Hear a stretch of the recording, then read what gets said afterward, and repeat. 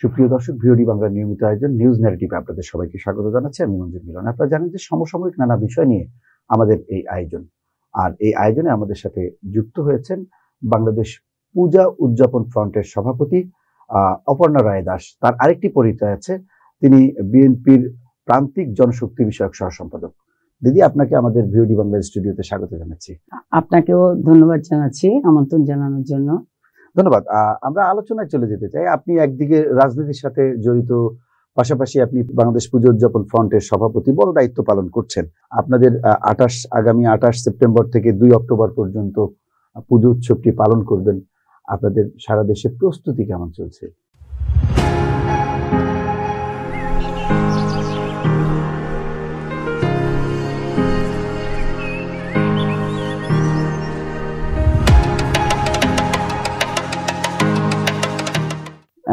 সারা দেশে খুব ভালোভাবে প্রস্তুতি চলছে যাতে সাড়ম্বরে দুর্গোৎসব পালিত হয়। তার জন্য আমাদের সরকার তরফ থেকেও সার্বিক সহযোগিতা করছে।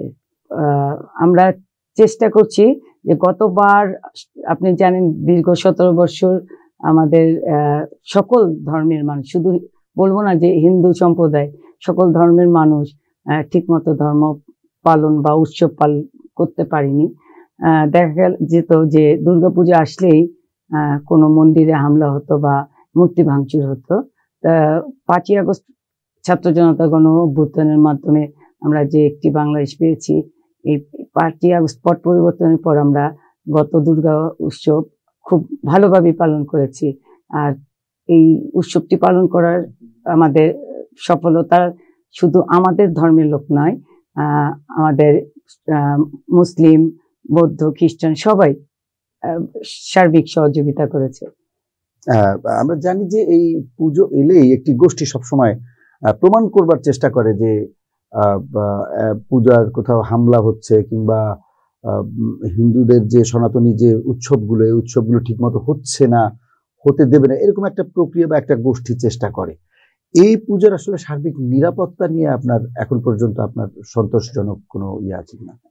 যেটা আমি একটু আগে বললাম যে 17 বছর কিন্তু আমরা ধর্মীয় উৎসবগুলি ঠিক মতো পালন করতে পারিনি। কোনো ধর্মী, সব ধর্মের আপনার হিন্দুদের মন্দির, খ্রিস্টানদের প্যাগোডা, আমাদের বৌদ্ধ মন্দির, সব জায়গায় মাদ্রাসা, ইভেন ইদানিংও মাদ্রাসায় কিন্তু অনেকগুলো ঘটনা ঘটেছে। এইগুলো আমরা পারিনি। পট পরিবর্তনের পর অন্তর্বর্তীকালীন সরকার আমাদের নিরাপত্তার বিষয়ে তারা সার্বিক সহযোগিতা করছে। আর আমি মনে করি যে শুধু সরকারের দায়িত্ব নয়, আমরা নাগরিক যারা আছি বা সামাজিক কাজ যারা করি, আমাদের সকলের উচিত নিজ নিজ দায়িত্বে তাদের নিরাপত্তা পালন করা। আর ভারপ্রাপ্ত চেয়ারম্যান জনাব তারেক রহমান আমাদের 5 তারিখ নির্দেশ দিয়েছিলেন সকল ধর্মের মানুষের পাশে দাঁড়াতে এবং মন্দিরগুলায় পাহারা দেওয়ার জন্য আমাদের দলীয় নেতাকর্মীদের তিনি পাশে দাঁড়াতে বলেছিলেন। তখন আমরা 5 তারিখ থেকে কিন্তু সব কয়টা মন্দিরে চেষ্টা করেছি পরিদর্শন করে খোঁজ খবর নিয়ে সেই মন্দিরগুলা দেখাশোনা করা। আপনি হয়তো জানেন যে ফেসিবাদের সরকারের যে প্রধান, সে দেশ ছেড়ে যখন পালিয়ে গেল, তখন দেখা গিয়েছে মন্দিরগুলো থেকে মন্দির কমিটির লোকজন মানে মন্দিরটাকে অরক্ষিত অবস্থায় রেখে পালিয়ে গেছে। তখন আমাদের এই জাতীয়তাবাদী চেতনায় যারা আছেন, সেই মতাদর্শের সনাতন ধর্মাবলম্বী বলেন, আমাদের মুসলিম ভাইরা বলেন, এবং আমি অনেক দেখেছি এখানে অন্যান্য সংগঠনগুলো পাশে দাঁড়িয়েছে মন্দির রক্ষার ক্ষেত্রে। গত বছর আমরা সারা বাংলাদেশে সাড়ম্বরে দুর্গোৎসব পালন করেছি। কোথাও আমি তেমন বিচ্ছিন্ন কোনো ঘটনা ঘটেছে বলে আমার জানা নেই। এবার গত বছর পূজার সংখ্যা ছিল 31,000, এবার বেড়ে আপনার আরো বেড়েছে 1,000 বেড়ে। খুবই ভালো কথা, ভালো কথা।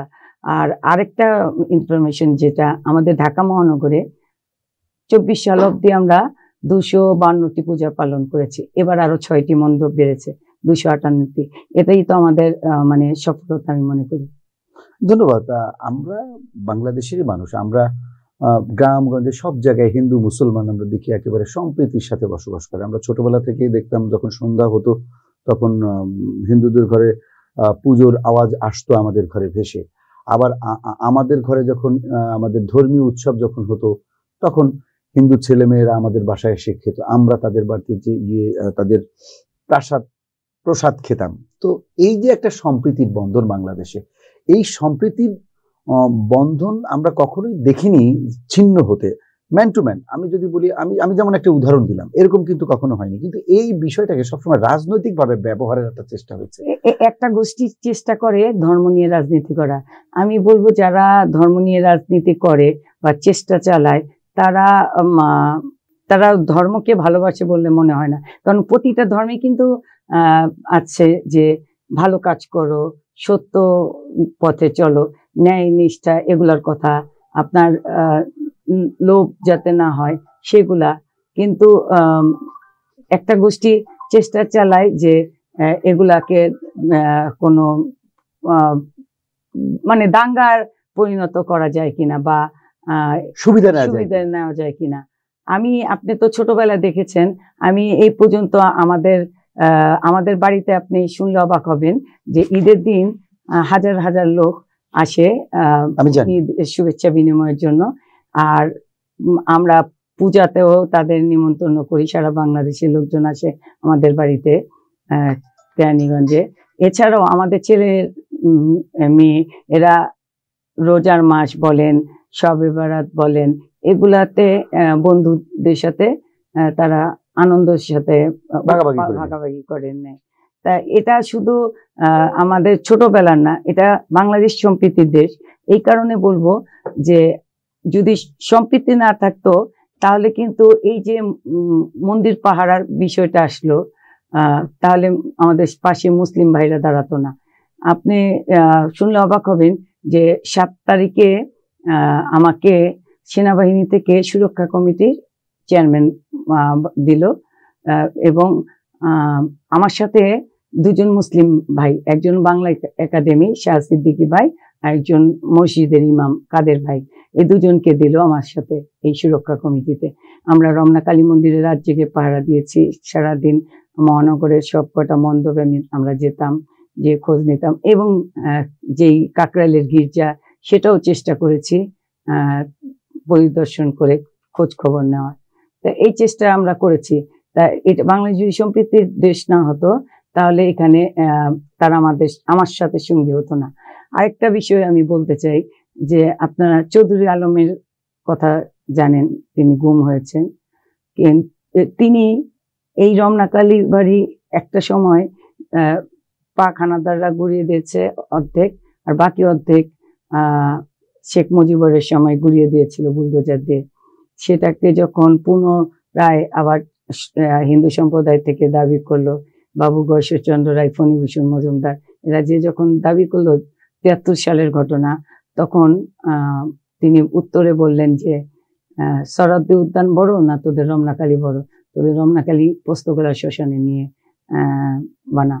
তা সেইটা একটা জিদ ছিল বাবু গয়েশ্বরচন্দ্র রায়ের। পরবর্তীতে দেশনেত্রী বেগম খালেদা জিয়ার নির্দেশে রমনা কালীবাড়ি পুনরুদ্ধার হয় এবং সাড়ম্বরে 2001 সাল থেকে দুর্গোৎসব পালন করা হয়। সেই থেকেই রমনা কালী মন্দিরে চলছে পূজার আনন্দ। সেই চৌধুরী আলম সেই পূজায় সার্বিকভাবে দায়িত্ব পালন করত। সম্প্রীতির দেশ মানি বিধায় কিন্তু আমরা একে অপরের উৎসবগুলো ভাগাভাগি করে নিই, সুখ দুঃখগুলো ভাগাভাগি করে নিই। এখানে আমাদের কিছু দুষ্কৃতিকারী বা দুর্বৃত্তকারী যাই বলেন না কেন, তারা চেষ্টা চালায় দেশে যাতে কোনো অস্থিতিশীল পরিস্থিতি ঘটানো। আপনি বললাম তো যে আমাদের মুসলিম ভাইদের বাড়িও দেখা যাচ্ছে কোনো দুর্বৃত্তকারী বা দুষ্কৃতিকারীরা দখল করে নিচ্ছে। আমাদের মেয়েরা ধর্ষণের শিকার হচ্ছে, সেখানে কিন্তু ধর্মীয় দিক দেখে না। সবাই বলে যে আপনি হিন্দু সম্প্রদায়, কিন্তু আপনি বারবার বলেন যে হিন্দুদের কিছু হচ্ছে না। তাদের এটুকু চিন্তা করা উচিত যে আমরা 71-এ যুদ্ধ করে একটি বাংলাদেশ পেয়েছি, স্বাধীনতা পেয়েছি। সেই স্বাধীন দেশে যখন যুদ্ধ করেছে তখনও ধর্ম দেখা হয়নি, আর এখন যখন ধর্ষণের শিকার হচ্ছে মেয়েরা তখনও কিন্তু ধর্ম দেখে না।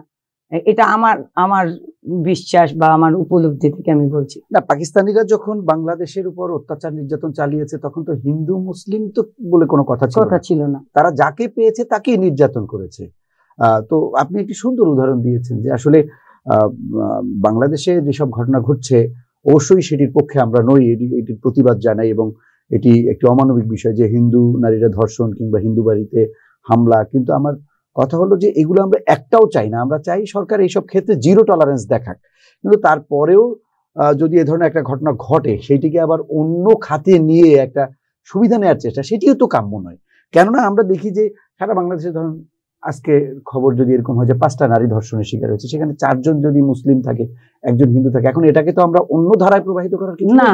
এটাই আমি বললাম যে তখন তো আমাদের প্রতিবাদ করা উচিত সকলের প্রতি। রাইট।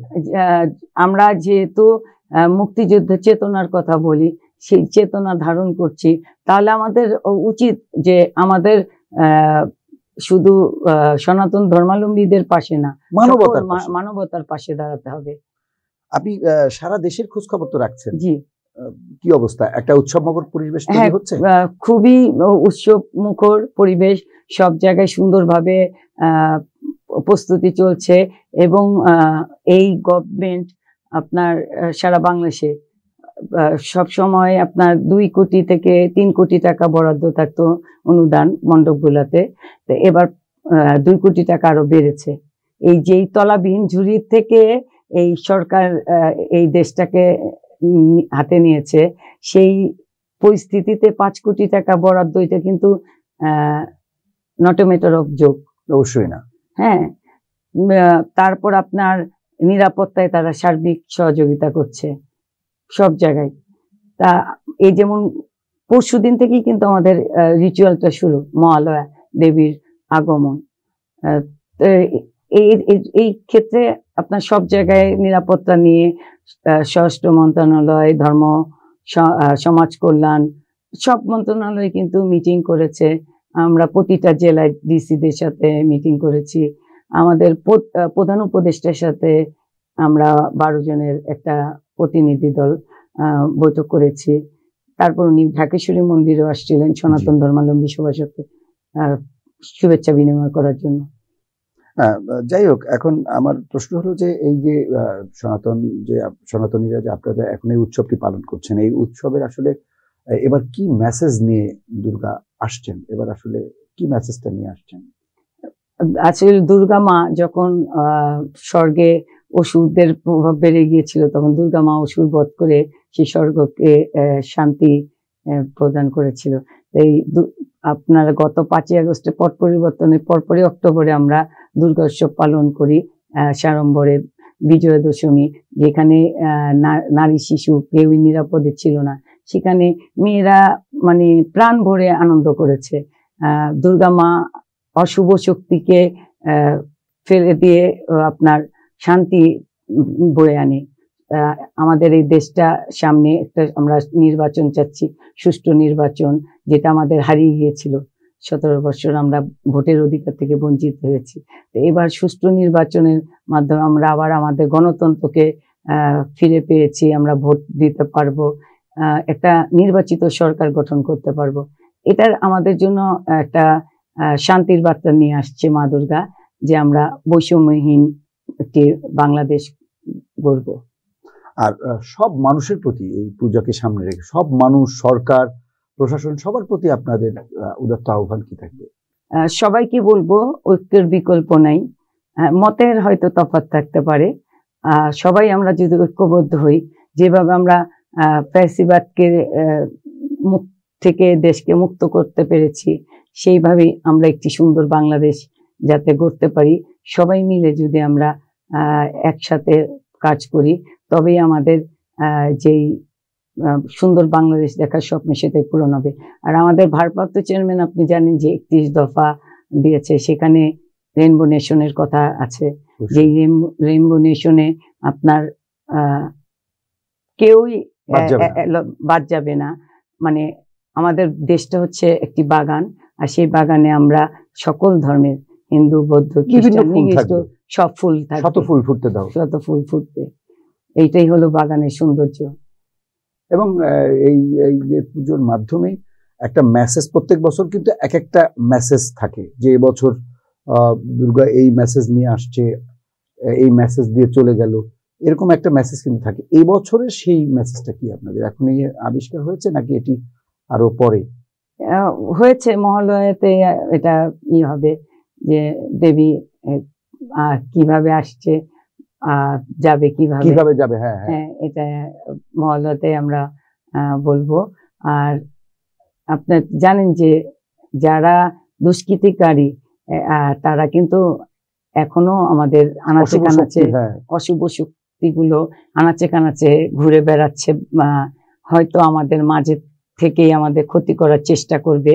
তা আমি বলবো আমাদের এই বিষয়ে সবাই যেন সজাগ থাকে, শুধু সরকারের উপর ডিপেন্ড করে নয়, নিজেদের। আমি স্বরাষ্ট্র মন্ত্রণালয়ের মিটিংও বলেছি যে নিজেদের ভলেন্টিয়ার দিয়ে বা নিজেদের লোকজন দিয়ে আমরা যাতে প্রতিটি উৎসব সুন্দরভাবে পালন করতে পারি। আসলে কি এটা খুব কষ্টের বিষয় যে মন্দির, মসজিদ এগুলা কেন পুলিশে পাহারায় উৎসব পালন হবে? এটা তো সর্বজনীন, মানে সবাই মিলে আমরা উৎসবটা পালন করি। সবাই মিলে আমরা যদি নিরাপত্তার দিকটা খেয়াল রাখি, তাহলে তো আমাদের প্রশাসনের উপর ভর করতে হয় না, নির্ভর। অবশ্যই, সেটি তো অবশ্যই। আপনি দেখেছেন গত বছর 9 তারিখ থেকে 9 আগস্ট থেকে শাহবাগে একদল আন্দোলন শুরু করলো হঠাৎ করে, যখন দেশে একটা সুন্দর পরিবেশ তৈরি হচ্ছিল পট পরিবর্তনের মাধ্যমে। তখনই আবার আন্দোলন শুরু করলো দেশটাকে অস্থিতিশীল করার জন্য। এবং তারা বারবার বলছে যে সনাতন ধর্মাবলম্বীদের উপর আক্রমণ হচ্ছে, হামলা হচ্ছে। আপনি 17 বছরে কতগুলো মন্দির ভাঙা হয়েছে? 3370টি মন্দির ভাঙা হয়েছে, হামলা হয়েছে, কোনো বিচার কিন্তু হয়নি। ধর্ষণের শিকার হয়েছে শিশু থেকে বয়োবৃদ্ধরা। এই যে খুন হয়েছে, এগুলো কোনো বিচার হয়নি। ইভেন আমি একজন সনাতন ধর্মাবলম্বী, আমার উপরে বারবার হামলা হয়েছে, বা আমার পরিবারের উপর হয়েছে। আমার 3 মাসের শিশু, সেও কিন্তু বাদ যায়নি হামলা থেকে। তখন কেন কাউকে দেখিনি যে প্রতিবাদ করতে, যে হামলা হচ্ছে কেন হচ্ছে, কেন অপর্ণা রায় নির্যাতনের শিকার হচ্ছে? আপনি অবাক হবেন, আমার 2টা পা পঙ্গু করে দিয়েছে। হ্যাঁ, তা এই তখন কেন প্রতিবাদ করেনি? গয়সুর রায়ের প্রতি গত 29শে জুলাই কিভাবে নির্মম নির্যাতন করে তাকে হত্যা করার চেষ্টা চালিয়েছে, তখন কেন একবারও কেউ মুখ খুলেনি? এইভাবে কি তখন মুখ খোলা যেত না?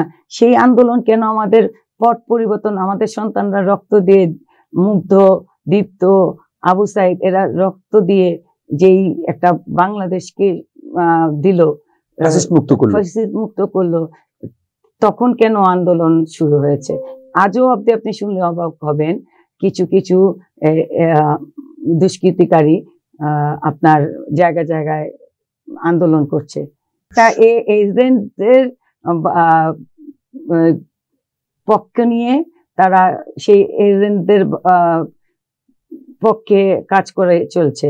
আপনি জানেন যে আমাদের প্রতিবেশী রাষ্ট্রকে রাষ্ট্র এই ফেসিবাদী প্রধানকে আশ্রয় দিয়েছে, সেখান থেকে আপনার পোয়াকাণ্ডা ছড়িয়েছে যে বাংলাদেশে বিভিন্ন জায়গায় সংখ্যালঘুদের উপর নির্যাতন হচ্ছে। আমি আপনার বরগুনায় গিয়েছিলাম মিন্টু দাসের বাড়িতে, সেখানে 10 বছরের শিশু কে ধর্ষণ করে মিন্টু দাসকে হত্যা করে। এই রিসেন্টের ঘটনা। অভয়নগর গিয়েছি, সেখানে 21টি ঘর জ্বালিয়ে দিয়েছে। এবং তদন্ত করে কি জেনেছি যে ওই মিন্টু দাসের বাড়িতে যারা গিয়েছে তারা ফেসিবাদের লোকজন। এবং অভয়নগরের যে ঘটনা ঘটেছে, কৃষক দলের সভাপতিকে হত্যা করা হয়েছে, খুন করা হয়েছে, এবং 21টা ঘর হিন্দু পরিবারকে জ্বালিয়ে দেওয়া হয়েছে। এগুলো তারা কিন্তু এই ফেসিবাদের দোসররা। তাহলে সরকারকে বেকায়দায় ফেলবার সরকারকে জন্য। বেকায়দায় ফেলার জন্য তোমরা নিজেরাই ঘটাচ্ছ, আবার নিজেরাই আন্দোলনের ডাক দিচ্ছ। এবং এটা প্রতিবেশী রাষ্ট্র বারবার এই ধরনের কাজ করছে। কিন্তু আপনারা সনাতনীরা যদি ঐক্যবদ্ধ থাকেন তাহলে তো এটাই আমি বলছি, এটার ঐক্যের ব্যর্থতার বিকল্প পর্যবসিত নাই। আমি বলেছি প্রধান উপদেষ্টার সামনে যে আমরা যেই দল করি না কেন, যখন আমাদের ক্ষতিটা তো আমাদের হচ্ছে। কিছু ঘটবে আমরা সবাই এক থাকবো, যে এখানে কিছু ঘটতে দিব না, বা আমাদের দেশে কোনো সংকট কাউকে করতে দিব না। সংকটের সৃষ্টি, যে সৃষ্টিটা আপনার 9 আগস্ট থেকে শুরু হয়েছিল, সেটা আমার এই বাংলাদেশ পূজা উদযাপন ফ্রন্ট এর মাধ্যমে আমরা প্রতিহত করতে পেরেছি। অবশ্যই আমরাও সেটি চাই যে বাংলাদেশে শুধুমাত্র হিন্দু ধর্মাবলম্বী নয়, যে কোনো ধর্মের উপর আঘাত আসলে সেটি সবাই মিলে যেমন আমরা প্রতিহত করব, আবার কেউ এটিকে নিয়ে অপচেষ্টা করলে সেটিও আমরা সবাই মিলে প্রতিহত করব। সর্বোপরি আপনার সনাতনীদের প্রতি আপনার আহ্বান কি থাকবে এই পুজো সামনে রেখে? সনাতনীদের প্রতি আহ্বান যে সবাই নিজ নিজ অঞ্চলে যারা আমাদের জাতীয়তাবাদী বিশ্বাসী আছেন নেতাকর্মীরা, তাদেরকে ডেকে নিয়ে আমাদের উৎসবগুলো সুন্দরভাবে পালন করা যাতে যায় সেই দিকটা খেয়াল রাখতে হবে। এবং সনাতনীদের উদ্দেশ্যে আরো বলতে চাই যে কেউ প্রভাকাণ্ডা ছড়ালো বা কেউ দূর থেকে বলল যে এখানে আক্রমণ হচ্ছে, সেটা আগে তদন্ত করতে হবে, তারপর সেই কথা বিশ্বাস করতে হবে। আপনি জানেন যে এর আগে বলা হয়েছে ঠাকুরগাঁও, পঞ্চগড়, এখান থেকে শত শত হিন্দু ভারতে চলে যাচ্ছে। তা আমরা যে দেখি যে আসলে তো সবই মিথ্যা। আমরা হিন্দু বৌদ্ধ খ্রিস্টান কল্যাণ ফ্রন্টে আমি সিনিয়র ভাইস চেয়ারম্যান দায়িত্বে আছি। আমার চেয়ারম্যান বিজন কান্তি সরকার এবং মহাসচিব তরুণ দে, আমরা আমাদের একটা টিম নিয়ে আমরা প্রতিটা জায়গায় গিয়ে দেখেছি যে আসলে তো এগুলো মিথ্যা। এরকম ভাবে প্রোপাগান্ডা ছড়িয়ে বাংলাদেশকে একটা অস্থিতিশীল পরিবেশ তৈরি করতে চাই, এটা তো আন্তর্জাতিকভাবে বাংলাদেশের ভাবমূর্তি নষ্ট করছে। আমাদের কারোরই কাম্য নয়। আমরা চাই যে প্রত্যেকটি ধর্মের মানুষ তার নিজ নিজ ধর্ম পালন করবে নিশ্চিন্তে, নির্বিঘ্নে এবং উৎসব মুখর একটি পরিবেশে, যেখানে প্রত্যেকটি মানুষ এই উৎসবে অংশ নেবে, সে যে ধর্মেরই হোক না কেন। মানে উৎসবের ছোঁয়া সবার গায়ে লাগবে। এবং আরেকটা কথা আপনাকে বলতে চাই যে গতবার ভারত থেকে এক গ্রুপ এইসব প্রচারণা চালালো, সেটা হাসিনা কে নিয়ে আপনার শুভেন্দু বাবু অনেক মিথ্যা প্রচারণা চালিয়েছে। কিন্তু ইন্ডিয়ান হাই কমিশন থেকে রমনা কালী মন্দিরে এসে দেখে গিয়েছে, তিনি পরিদর্শনে আসছিলেন, অগ্নিহোত্রী দেখে গিয়েছেন যে বাংলাদেশে সম্প্রীতির বন্ধনটা কেমন এবং সাড়ম্বরে দুর্গোৎসব পালন হচ্ছে। আপনাকে অসংখ্য ধন্যবাদ আমাদের স্টুডিওতে আপনাকে ধন্যবাদ আমন্ত্রণ জানানোর জন্য। আর আবারও আমি রমনা কালী মন্দিরের পক্ষ থেকে সবাইকে, দেশবাসীকে শারদীয় দুর্গোৎসবের শুভেচ্ছা জানাচ্ছি এবং আপনাদের সবাইকে নিমন্ত্রণ জানাচ্ছি। সুপ্রিয় দর্শক, ধর্ম যার যার, উৎসব সবার। আমরা জানি যে বাংলাদেশে যে ধর্মের যে উৎসবই হোক না কেন, সেই উৎসবের ছোঁয়া প্রত্যেকটি মানুষকে আন্দোলিত করে, আলোড়িত করে এবং প্রত্যেকেই সেই উৎসবে অংশ নেয়। বাংলাদেশে এমন একটি সম্প্রীতির বন্ধন বিরাজ করছে সেই আবহমান কাল ধরে। আমাদের প্রত্যাশা থাকবে ভবিষ্যতেও সেই যে সম্প্রীতির বন্ধন সেটি অটুট থাকবে এবং বাংলাদেশের মানুষ যে একটি উদার গণতন্ত্রে বিশ্বাস করে এবং উদার নৈতিক একটা নীতিতে বিশ্বাস করে সেটি প্রমাণিত হবে। তো সবাই ভালো থাকবেন, সুস্থ থাকবেন, নিরাপদে থাকবেন। সবাইকে ধন্যবাদ।